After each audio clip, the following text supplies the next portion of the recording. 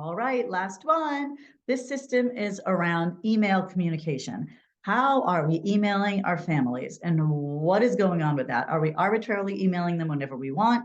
Or are we really being mindful around how many emails and what those emails look like when we're sending them out to our families? Obviously, that is what I'm going to suggest that you do. You create a system around that. Do you have a monthly newsletter? A weekly newsletter? I know some studio owners do weekly, some do monthly, some do bi-monthly, bi-weekly, whatever it is. Do you have a system for that? Is it sent out by age? Is it different by age? Is it different by program? Do the competition kids have one? The preschoolers have one? Is it a full studio-wide newsletter? What are and your scheduling of the emails? What does that look like? So I like to get together with my office team once a month and kind of schedule out how we're going to email, what we're emailing for the next month. There's always times where there's an email, it's email heavy time, like now at the end of recital time, right?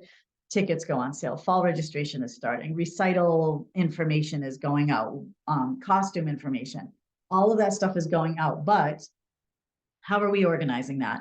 Is it all going out in one email? Are they getting reminder emails about buying tickets when they also need to be reminded about fall? Can we create one email or do they need separate? So let's go through communications. How are we communicating with our families? Okay.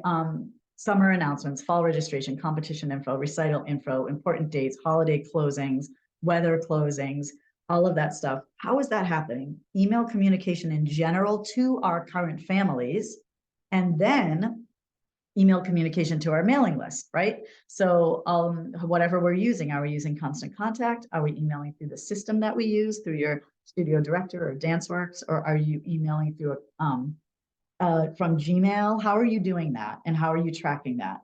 So we really need to kind of dial in tight on email communications because it can get overwhelming. We do it wrong, it ends up in their spam. So we need to be sure that this is organized. So let's get together a system for communications with families. Are you using texting at all? Are all of your families in a band app? How are you using that? When are you using that?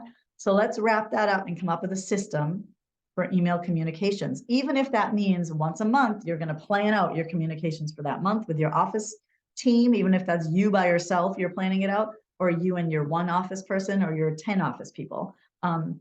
Let's plan all of that out. When the emails go out, what time, what's in them, create the email, put it in a draft or put it in a schedule so that you know it's coming out. But let's really fine tune these emails and the language we're using in the email so that it's consistent and that we're not just firing off an email without really thinking it through. Let's really plan those out. Okay, so let's make sure we're on top of that for this new season. Email communication system.